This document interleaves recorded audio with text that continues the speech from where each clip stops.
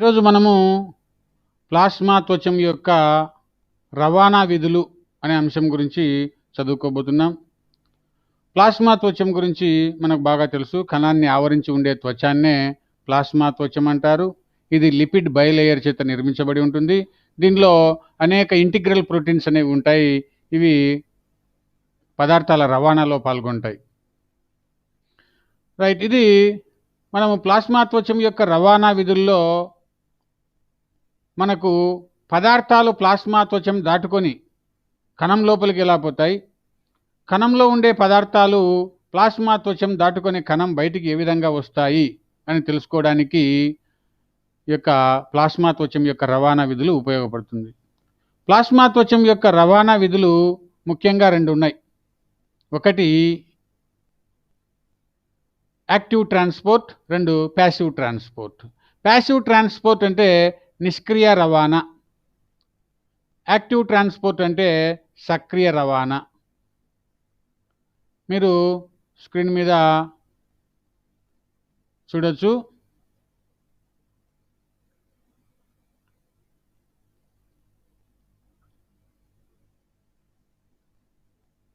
ఇక్కడ ప్లాస్మా త్వచం యొక్క రవాణా విధుల గురించి చదువుకోబోతున్నాం.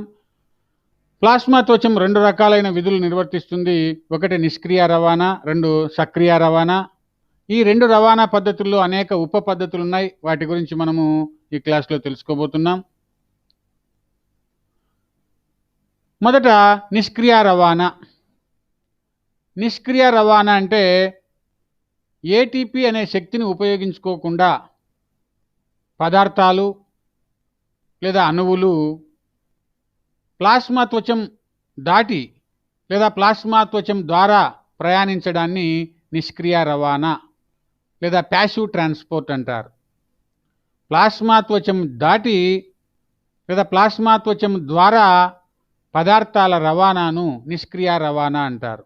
ఇక్కడ ఏటీపీ అనే శక్తి ఉపయోగించుకోకుండా పదార్థాలు రవాణా చెందుతాయి. ఇందులో మొదటి పద్ధతి డిఫ్యూజన్ లేదా వ్యాపనము అంటారు. పదార్థాలు వాయువులలో ఏ విధంగా వ్యాపనం చెందుతాయి అని తెలుసుకోవడానికి ఈ పద్ధతి ఉపయోగపడుతుంది. దీన్నే సింపుల్ డిఫ్యూజన్ లేదా సరళ వ్యాపనం అంటారు. ఈ వ్యాపన పద్ధతికి ఎటువంటి శక్తిని ఉపయోగించుకోవాల్సిన పని లేదు.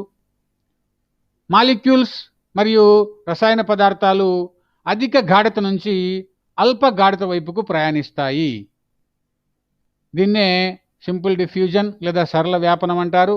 ఇది నిష్క్రియ రవాణాలో మొదటి పద్ధతి. వ్యాపనము అనేది నిష్క్రియ రవాణాలో మొదటి పద్ధతి. పదార్థాల రవాణా ప్లాస్మా త్వచము ద్వారా శక్తిని ఉపయోగించుకోకుండా అధిక గాఢత నుంచి అల్ప గాఢత వైపుకు జరుగుతుంది. దీన్నే సరళ వ్యాపనము అంటారు.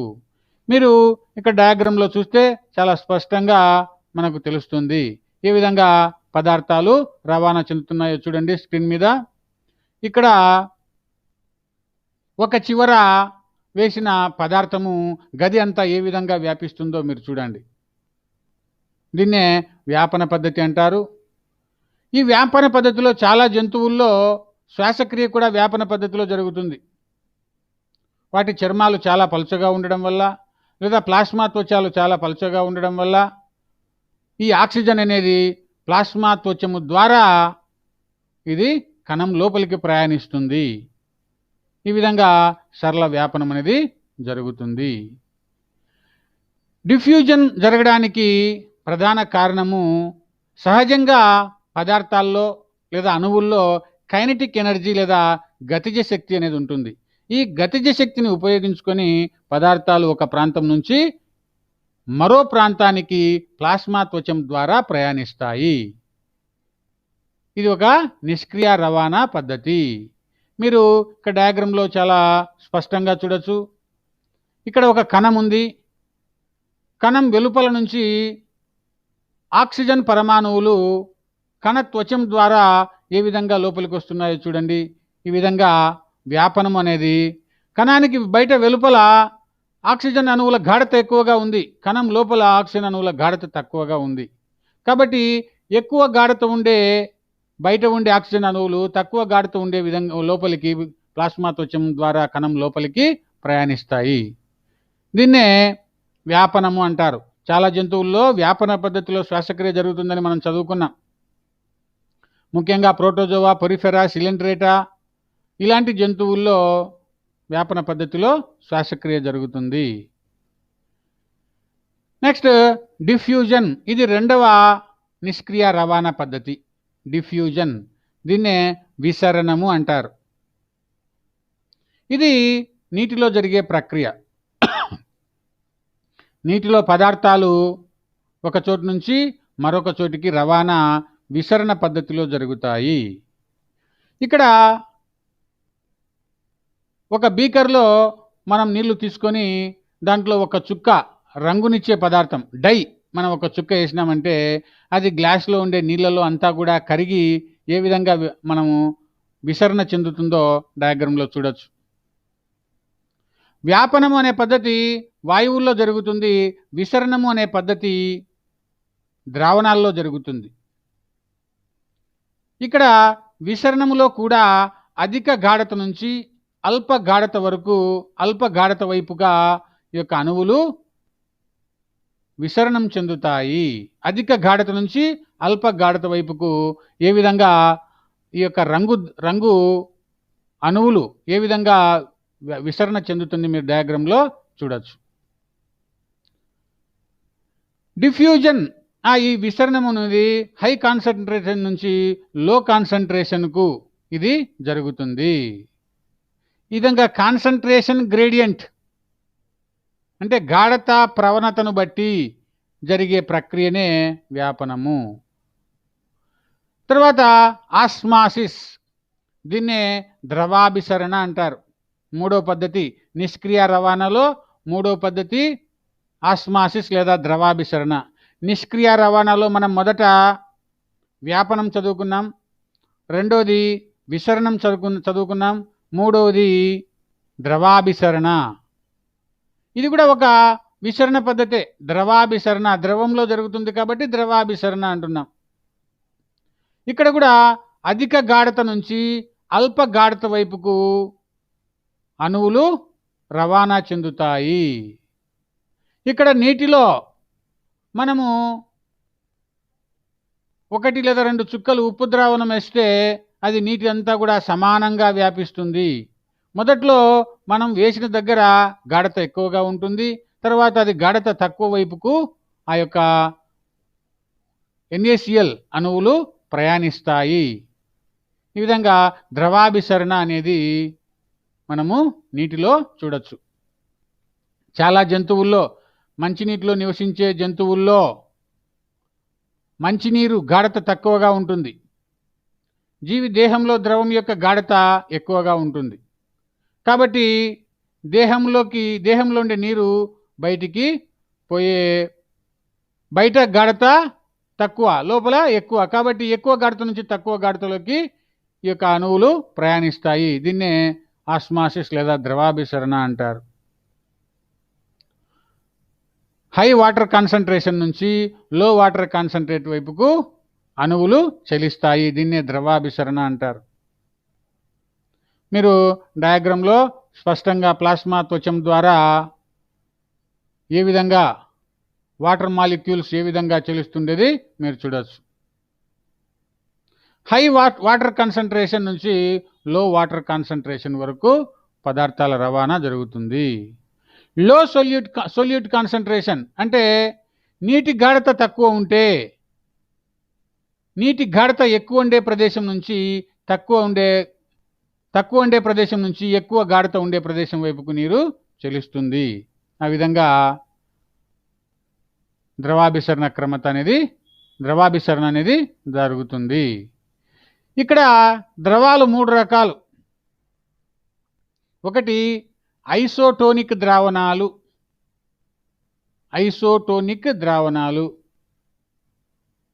ఇక్కడ సొల్యూట్ అనే రెండు పదార్థాలు ఉంటాయి. ద్రావణము, ద్రావణి. ఈ రెండింటి గాఢత సమానంగా ఉంటే వాటిని ఐసోటోనిక్ ద్రావణాలు అంటారు. ద్రావణము, ద్రావణి గాఢత రెండు సమానంగా ఉంటే ఐసోటోనిక్ ద్రావణాలు అంటారు. అట్లా కాకుండా కణానికి వెలుపల తక్కువ గాఢత ఉండే పదార్థం ఉండి కణం లోపల ఎక్కువ గాఢత ఉన్నట్లయితే అటువంటి దాన్ని హైపోటోనిక్ ద్రావణము అంటారు. కణానికి బయట ఉండే ద్రావణము గాఢత తక్కువ ఉంటుంది హైపోటోనిక్ ద్రావణంలో, కణం లోపల ఎక్కువ ఉంటుంది. అదే హైపర్టోనిక్ ద్రావణము కణానికి బయట ఎక్కువ గాఢతతో పదార్థం ఉంటుంది లేదా అణువులు ఉంటాయి, కణం లోపల తక్కువ గాఢత ఉంటుంది. ఈ విధంగా గాఢతలను బట్టి ద్రవ పదార్థాలు 3 రకాలు: ఐసోటోనిక్ ద్రావణాలు, హైపోటోనిక్ ద్రావణాలు, హైపర్టోనిక్ ద్రావణాలు అని 3 రకాలుగా ఉన్నాయి.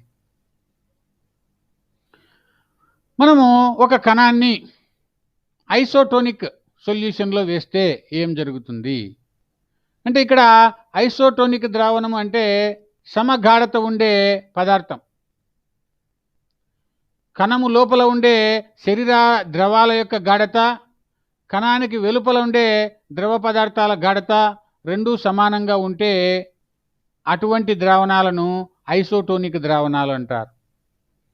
అటువంటి ద్రావణంలో కణం ఉన్నప్పుడు ఎటువంటి మార్పు జరగదు.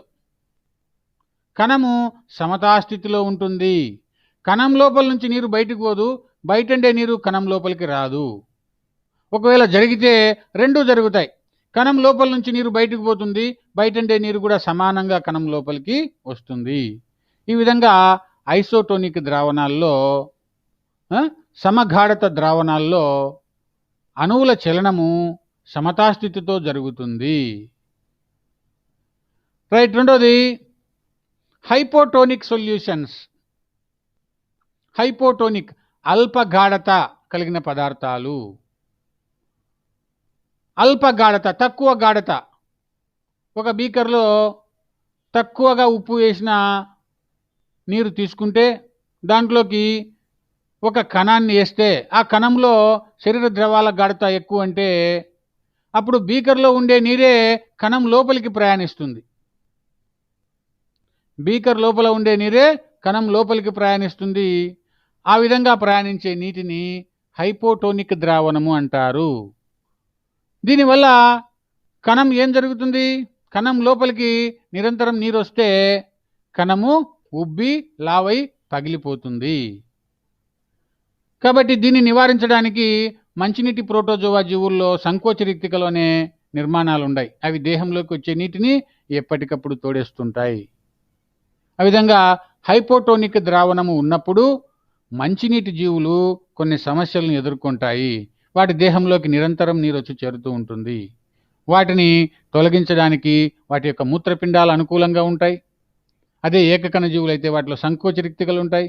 ఆ విధంగా హైపోటోనిక్ ద్రావణాల్లో జరుగుతుంది. Next hypertonic solution. ఒక బీకర్లో ఎక్కువ గాఢత ఉండే ఉప్పు ద్రావణం తీసుకున్నాం.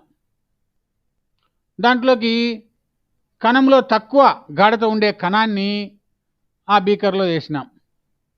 అప్పుడు ఏం జరుగుతుందంటే బయట అధిక గాఢత ఉంది కాబట్టి కణము లోపల ఉండే అల్ప గాఢత ఉండే ద్రావణము బయటికి రావడానికి ప్రయత్నిస్తుంది, బయటకు వస్తుంది. దానివల్ల కణం కుంచుకుపోతుంది. కణంలో ద్రావణం తగ్గిపోయి అది కుంచుకుపోతుంది. బయట ఉండే అణువుల గాఢత ఎక్కువ, కణం లోపల ఉండే అణువుల గాఢత తక్కువ. కాబట్టి తక్కువ నుంచి ఎక్కువ గాఢత వైపుకు యొక్క ద్రావణాలు చలిస్తాయి. దీన్ని హైపర్టోనిక్ సొల్యూషన్ అంటారు. మీరు ఇక్కడ ఎర్రక్త కణం యొక్క పరిస్థితి చూడండి. ఇక్కడ ఈ ఎర్రక్త కణం ఉంది, ఒకటి ఎర్రక్త కణం. ఏమైంది? ఎర్రక్త కణము బయట ఎర్రక్త కణం చుట్టూ ఉండే ద్రవం యొక్క గాఢత కణం లోపల ఉండే ద్రవం గాఢత సమానంగా ఉంది.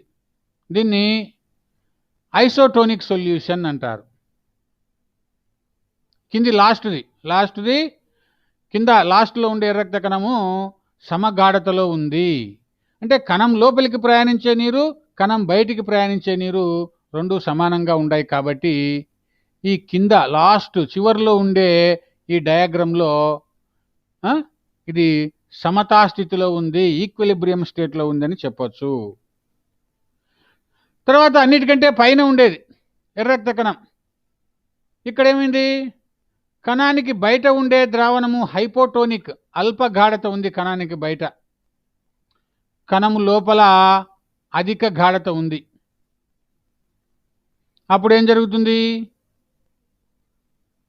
కణానికి వెలుపల అల్ప గాఢత ఉంది, కణం లోపల అధిక గాఢత ఉంది. కాబట్టి అల్ప గాఢత ఉండే ఈ ద్రావణము కణం లోపలికి ప్రయాణిస్తుంది.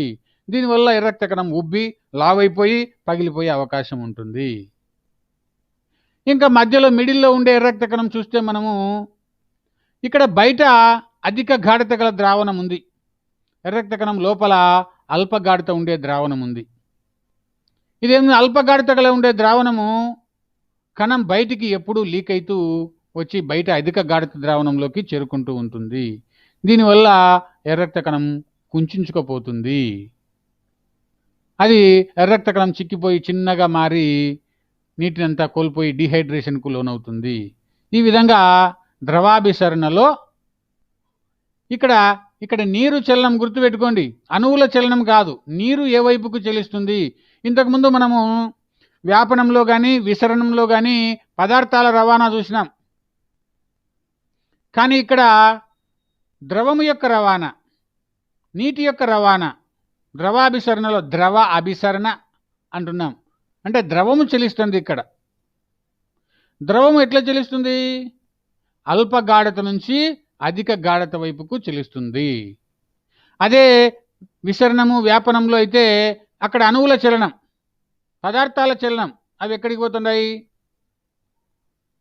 అధిక గాఢత నుంచి అల్ప గాఢతకు అయిపోతున్నాయి. మీరు తేడా చాలా స్పష్టంగా ఉంది, గుర్తుపెట్టుకోండి. ఇక్కడ మీరు ఈ డయాగ్రామ్లో స్పష్టంగా చూడొచ్చు. ఫస్ట్ ఉండేది ఐసోటోనిక్ సొల్యూషన్, సమగాఢతలో ఉంది. బయటికి ఎంత నీరు వస్తుందో లోపలికి అంతే నీరు పోతుంది, కాబట్టి ఇది సమగాఢతలో ఉంది. ఇక హైపోటోనిక్ సొల్యూషన్, హైపోటోనిక్ బయట తక్కువ గాఢతతో నీరుంది, లోపల ఎక్కువ గాఢత ఉంది. కాబట్టి ఏం జరుగుతుంది? బయట ఉండే ద్రావణమే లోపలికి పోవడం జరుగుతుంది. దీనివల్ల కణం ఉబ్బి లావై పగిలిపోతుంది. ఇంకా మూడో డయాగ్రామ్ హైపర్టోనిక్ సొల్యూషన్, బయట ఉండే ద్రావణం యొక్క గాఢత ఎక్కువ, కాబట్టి తక్కువ గాఢతతో ఉండే కణం లోపల ఉండే ద్రావణము అధిక గాఢత ద్రావణంలోనికి వస్తుంది. కాబట్టి ఈ కణం నీరసించి చిక్కిపోయి చిన్నగా మారుతుంది. ఈ విధంగా ద్రవాభిసరణ అనేది జరుగుతుంది.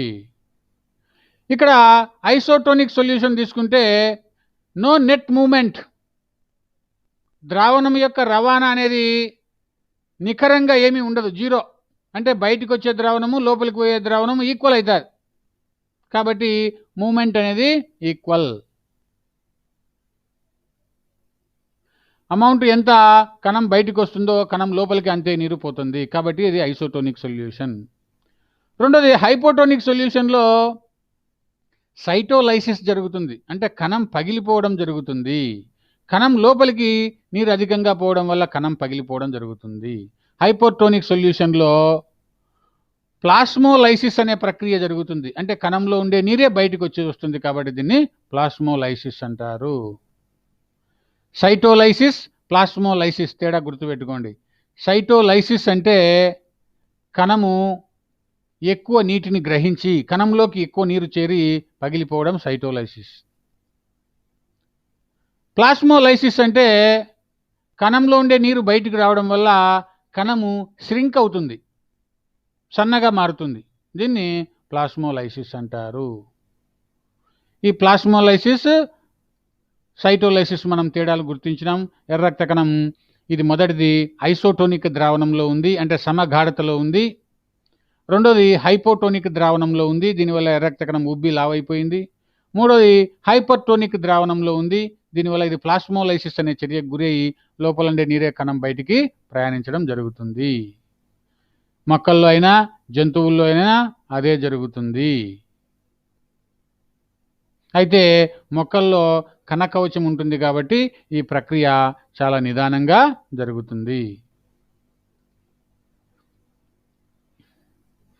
రైట్, మనము ప్యాసివ్ ట్రాన్స్పోర్ట్లో ఉన్నాం.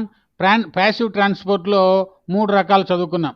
1 వ్యాపనము, 2 విసరణము, 3 ద్రవాభిసరణ. ఈ 3 విషయాలు మనము ఈ యొక్క ప్యాసివ్ ట్రాన్స్పోర్ట్లో చదువుకున్నాం. మీరు ప్యాసివ్ ట్రాన్స్పోర్ట్లో సింపుల్ డిఫ్యూజన్ గురించి స్క్రీన్ మీద చూడొచ్చు. ఏమీ అడ్డం లేవు, బయట నుంచి సులభంగా లోపలికి రావడం జరుగుతుంది, లోపల నుంచి సులభంగా బయటికి పోవడం జరుగుతుంది. దీన్ని సింపుల్ డిఫ్యూజన్ అంటారు. ప్యాసివ్ ట్రాన్స్పోర్ట్లో ఇంకొక రకము ఫెసిలిటేటెడ్ డిఫ్యూజన్. ఇది 4వ రకం. మనము వ్యాపనము, విసరణము, ద్రవాభిసరణ చదువుకున్నాం. 4వ రకము ఫెసిలిటేటెడ్ డిఫ్యూజన్. దీన్ని తెలుగులో సౌలభ్య రవాణా అంటారు. సౌలభ్య రవాణా. దీనికి కూడా ఎటువంటి శక్తి అవసరం లేకుండా ప్లాస్మా త్వచం ద్వారా పదార్థాల రవాణా జరుగుతుంది. అలా జరగడానికి కారణము ప్లాస్మా త్వచంలో కొన్ని ప్రత్యేకమైన ప్రోటీన్లు ఉంటాయి. వీటిని ట్రాన్స్పోర్ట్ ప్రోటీన్లు అంటారు. ఈ ప్రోటీన్ల ద్వారా పదార్థాలు ప్లాస్మా త్వచం లోపలికి కానీ ప్లాస్మా త్వచం బయటికి కానీ పదార్థాలు రవాణా చెందుతాయి. ఈ విధంగా అధిక గాఢత నుంచి అల్ప గాఢత వైపుకు ఈ యొక్క పదార్థాలు రవాణా జరుగుతుంది. దీన్నే ఫెసిలిటేటెడ్ డిఫ్యూజన్ లేదా సౌలభ్య రవాణా అంటారు. ఫర్ ఎగ్జాంపుల్ గ్లూకోజ్ కానీ అమైనో యాసిడ్ కానీ అవి ఎక్కడికి పోతాయి? రక్తం నుంచి కణాల్లోకి చేరుకుంటాయి. ఈ పద్ధతిలోనే గ్లూకోజు, అమైనో ఆమ్లాలు రక్తంలో నుంచి కణాల్లోనికి సౌలభ్య రవాణా ద్వారా చేరుకుంటాయి. అంటే ఈ విధంగా ఒక ప్రోటీన్ ఉంటుంది. దీన్ని ట్రాన్స్పోర్ట్ ప్రోటీన్, ఇంటిగ్రల్ ప్రోటీన్ అంటారు. ప్లాస్మా త్వచంలో ఉంటుంది కాబట్టి ఈ ప్రోటీన్లో మధ్యలో రంధ్రం ఉంటుంది. ఈ రంధ్రం ద్వారా సులభంగా అటు సైడ్ ఇటు సైడు ప్రయాణించడం జరుగుతుంది. రైట్, ఈ విధంగా ప్రత్యేకమైన ప్రోటీన్లు ప్లాస్మా త్వచంలో ఉంటాయి. స్ట్రక్చరల్ సపోర్ట్ ఇస్తాయి. ఇవి గుర్తించడానికి, పదార్థాలను గుర్తించడానికి రికగ్నిషన్లో తోడ్పడతాయి. కమ్యూనికేషన్లో సిగ్నలింగ్ ప్రోటీన్లుగా తోడ్పడతాయి. రవాణాలో కూడా తోడ్పడతాయి. ఈ విధంగా ప్లాస్మా త్వచంలో ఉండే ఈ ప్రోటీన్లన్నీ కూడా తమ విధిని నిర్వర్తిస్తూ ఉంటాయి. అవి నిర్మాణంలో కానీ, గుర్తింపులో కానీ, సిగ్నల్ గుర్తించడంలో కానీ, ఈ యొక్క పదార్థాల రవాణాలో కానీ తోడ్పడతాయి. ఈ విధంగా ప్లాస్మా త్వచంలో ఉండే క్రూషియల్ ప్రోటీన్లు, ఇవి ప్లాస్మా త్వచం యొక్క పదార్థాల రవాణాలో పాల్గొనే ప్రోటీన్లు. ఇవి సౌలభ్య రవాణాలో బాగా ఉపయోగపడతాయి. మీరు ఫెసిలిటేటెడ్ డిఫ్యూజన్ను స్క్రీన్ మీద చూడొచ్చు. బాగా పదార్థాలు ఏ విధంగా సులభంగా అధిక గాఢత నుంచి అల్ప గాఢత వైపుకు రవాణా చెందుతున్నాయో చూడొచ్చు. దీన్నే సౌలభ్య రవాణా అంటారు. ప్లాస్మా త్వచం లోపల అధిక గాఢతతో కొన్ని అణువులు ఉన్నాయి. అవి ప్లాస్మా త్వచం బయటికి అల్ప గాఢత వైపుకు ప్రయాణిస్తున్నాయి. ఇక్కడ పింక్ కలర్లో ఉండేదాన్ని క్యారియర్ ప్రోటీన్ అంటారు. ఈ క్యారియర్ ప్రోటీనే ఆ విధంగా పదార్థాలను బయటికి పంపడంలో తోడ్పడుతుంది. ఈ విధంగా ప్లాస్మా త్వచంలో ఉండే ప్రోటీన్లు చాలా రకాలు ఉంటాయి. వీటిని ఛానల్ ప్రోటీన్లని, క్యారియర్ ప్రోటీన్లని 2 రకాలు ఉంటాయి. ఛానల్ ప్రోటీన్లలో ఎప్పుడు మధ్యలో కాలువ ఉంటుంది. ప్రోటీన్ మధ్యలో ఎప్పుడు ఒక కాలువ ఉంటుంది. ఈ కాలువ ద్వారా సులభంగా సౌలభ్య రవాణా జరుగుతుంది. వీటిని ఛానల్ ప్రోటీన్స్ అంటారు. రెండోది క్యారియర్ ప్రోటీన్లు. క్యారియర్ ప్రోటీన్లు ఒకవైపు పదార్థాలను పట్టుకొని మరొక వైపు వదిలేస్తాయి. ఇటువంటి ప్రోటీన్లను క్యారియర్ ప్రోటీన్లు అంటారు. ఈ క్యారియర్ ప్రోటీన్లు తమ యొక్క ఆకారాన్ని మార్చుకుంటాయి. పదార్థాన్ని ప్లాస్మా త్వచం వైపు వెలుపలి వైపు పట్టుకునేటప్పుడు ఒక ఆకారంలో ఉంటాయి. ప్లాస్మా త్వచం లోపలికి వదిలేటప్పుడు మరొక ఆకారంలోకి మారుతాయి. కాబట్టి క్యారియర్ ప్రోటీన్లు ఆకారాన్ని మార్చుకుంటాయి. ఛానల్ ప్రోటీన్లు స్థిరమైన ఆకారంలో ఉంటాయి. మీరు ఈ యొక్క క్యారియర్ ప్రోటీన్లు ఏ విధంగా పనిచేస్తున్నాయో చూడొచ్చు స్క్రీన్ మీద. క్యారియర్ ప్రోటీన్లు అనేవి ప్లాస్మా త్వచం లోపల ఒక రకమైన పదార్థాన్ని పట్టుకోవడం, అది ప్లాస్మా త్వచానికి బయటికి ఏ విధంగా వదిలేస్తుందో మీరు సులభంగా చూడొచ్చు. ఈ carrier protein membrane bound carrier protein అంటారు. మెంబ్రెయిన్ బౌండ్ క్యారియర్ ప్రోటీన్ ఈ ప్లాస్మా త్వచం దాటిపోదు. ఇంకా ప్లాస్మా త్వచానికి ఇటు సైడ్ తిరుగుతుంది, అటు సైడ్ తిరుగుతుంది. కాబట్టి దీని యొక్క మెంబ్రెయిన్ బౌండ్ ప్రోటీన్ అంటారు. నెక్స్ట్ రెండోది సక్రియ రవాణా. ఇంతవరకు మనము నిష్క్రియ రవాణా గురించి చదువుకున్నాం. నిష్క్రియ రవాణాలో వ్యాపనము, విసరణము, ద్రవాభిసరణము, తర్వాత సౌలభ్య రవాణా, ఈ 4 అంశాలు నిష్క్రియ రవాణాలో చదువుకున్నాం. నెక్స్ట్ సక్రియ రవాణా. సక్రియ రవాణా అంటే శక్తిని ఉపయోగించుకొని పదార్థాలు ప్లాస్మా త్వచం ద్వారా రవాణా చెందడాన్ని సక్రియ రవాణా అంటారు. ఇక్కడ ఏటీపీ అనే శక్తిని ఉపయోగించుకొని పదార్థాలు ప్లాస్మా త్వచం గుండా రవాణా చెందుతాయి. కాబట్టి దీన్ని సక్రియ రవాణా అంటారు. సక్రియ రవాణా లేదా యాక్టివ్ ట్రాన్స్పోర్ట్. మీరు ఇక్కడ డయాగ్రామ్ చూడొచ్చు. యాక్టివ్ ట్రాన్స్పోర్ట్లో ఏం జరుగుతుందో చూడండి. ప్లాస్మా త్వచం లోపల ఉండే క్యారియర్ ప్రోటీన్కు ఎప్పుడైతే ఏటీపీ అనే శక్తి లభించిందో అప్పుడు అది పదార్థాలను లోపలికి అలౌ చేస్తుంది. అల్ప గాఢత నుంచి అధిక గాఢత వైపుకు లేదా అధిక గాఢత నుంచి అల్ప గాఢత వైపుకు ఎటువైపు అయినా ఇది చేయగలదు. ఇక్కడ శక్తి అనేది శక్తి ఉపయోగించుకుంటుంది కాబట్టి దీనికి ఏ రకంగా అయినా చేయగలదు. అల్ప గాఢత నుంచి కూడా అధిక గాఢత వైపుకు పదార్థాలను రవాణా చేస్తుంది యాక్టివ్ ట్రాన్స్పోర్ట్.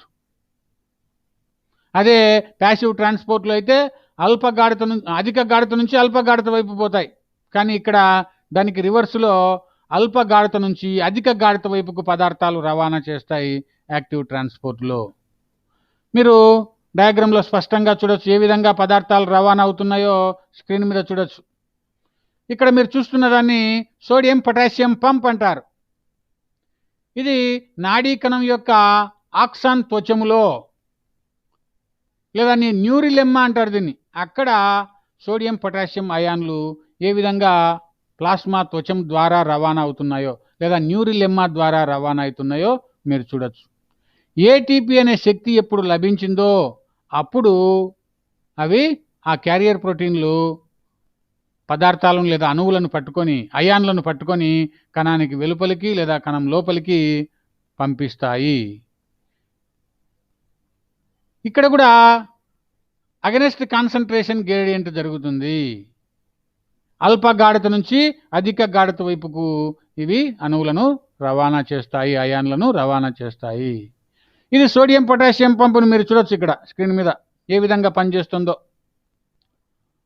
లోపల నుంచి బయటికి, బయట ఉండేవి లోపలికి ఒకేసారి 2 కూడా రవాణా చేయగలదు సోడియం పొటాషియం పంపు. 3 సోడియం అయాన్లను ప్రతి 2 పొటాషియం అయాన్లతో పాటు పంపు చేస్తుంది. ప్రతి 3 సోడియం అయాన్లను కణం వెలుపలికి పంపిస్తే 2 సోడియం అయాన్లను కణం లోపలికి పంపిస్తుంది. ఈ విధంగా మెంబ్రెయిన్ పొటెన్షియల్ను ఏర్పరచడంలో ఈ సోడియం పొటాషియం పంపు ఎంతో ఉపయోగపడుతుంది. కణానికి వెలుపల ఒక ఆవేశము, కణానికి లోపల ఒక ఆవేశం క్రియేట్ చేయడానికి సోడియం పొటాషియం పంపు ఉపయోగపడుతుంది. కణానికి వెలుపల ధనావేశము, కణానికి లోపల రుణావేశము, లేదా కణానికి వెలుపల రుణావేశము, కణం లోపల ధనావేశము, ఈ విధంగా ఆవేశాలను తారుమారు చేయడానికి కూడా ఈ సోడియం పొటాషియం పంప్ అనేది పనిచేస్తుంది. ఇక్కడ యాక్టివ్ ట్రాన్స్పోర్ట్లో మరొక పద్ధతి ఎక్సోసైటోసిస్. కణము లోపల తయారైన పదార్థాలను కణం బయటికి పంపడాన్ని ఎక్సోసైటోసిస్ అంటారు. కణము లోపల రకరకాల ప్రోటీన్లు తయారవుతూ ఉంటాయి. వీటిని కణం బయటకు పంపించాలా, లేదా ఎంజైములు తయారైన కణం లోపల వాటిని బయటకు పంపించాలా. ఆ బయటికి పంపించే పద్ధతినే ఎక్సోసైటోసిస్ అంటారు. ఇది కూడా ఒక యాక్టివ్ ట్రాన్స్పోర్ట్ పద్ధతే. ఎక్సోసైటోసిస్ కూడా యాక్టివ్ ట్రాన్స్పోర్టే. ఈ పద్ధతిలో ఎంజైములు, హార్మోన్లు, ఆహార పదార్థాల రవాణా కణం లోపల నుంచి కణం బయటికి జరుగుతుంది ఎక్సోసైటోసిస్. ఎక్సోసైటోసిస్ను మీరు ఎలక్ట్రాన్ మైక్రోస్కోప్ ఫోటోలో మీరు స్క్రీన్ మీద చూస్తున్నారు. ఇది ఎలక్ట్రాన్ మైక్రోస్కోప్ ఫోటో. ఈ విధంగా ఒక చోట ప్లాస్మా త్వచము అలా పగిలిపోవడం ద్వారా ఈ యొక్క కణం లోపల ఉండే పదార్థం అంతా బయటికి పోవడం జరుగుతుంది.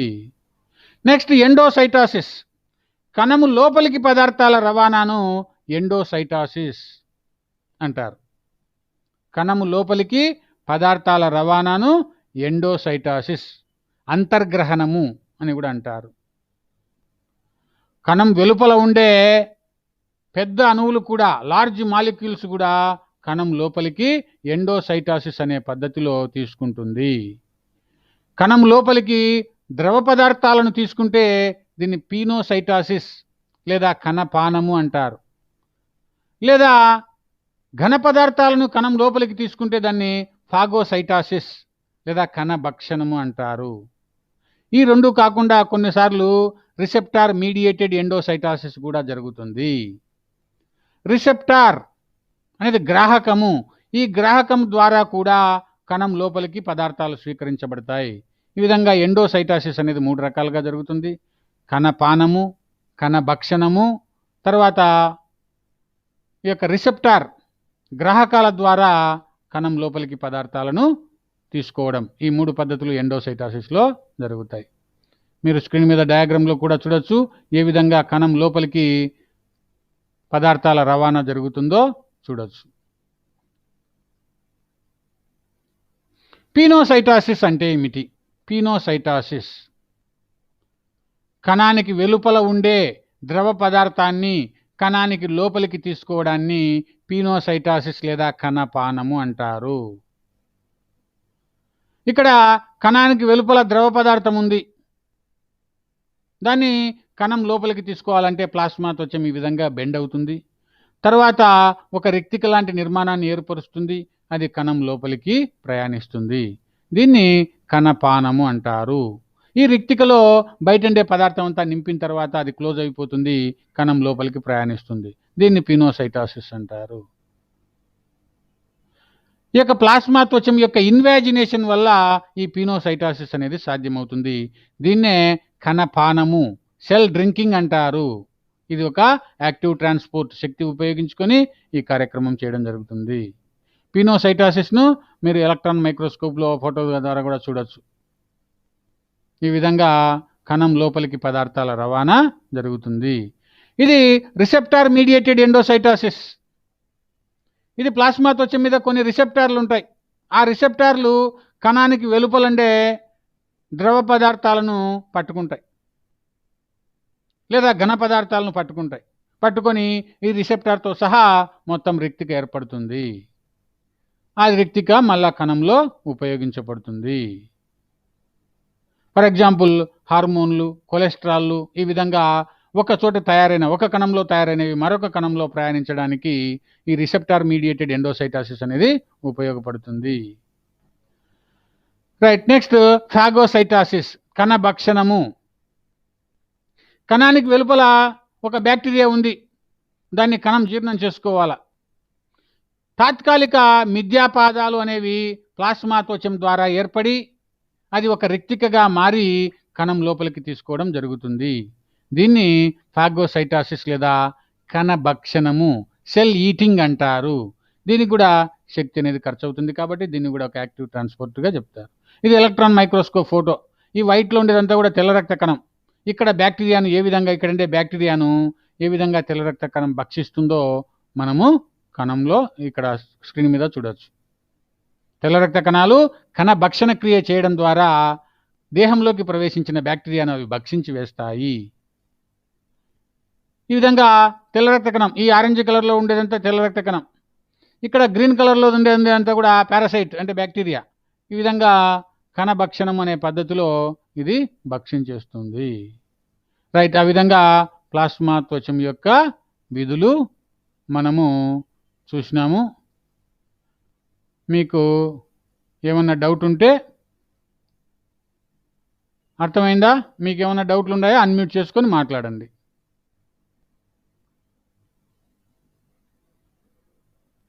నవీన్, అర్థమైంది సార్. అర్థమైందా? ప్లాస్మా త్వచం ద్వారా రవాణా విధులు మళ్ళా సింపుల్గా ఒక్కసారి చెప్తాను. అవుట్ ఫిగర్ మొత్తం. ప్లాస్మా త్వచము 2 ముఖ్యమైన రవాణా విధులను నిర్వర్తిస్తుంది.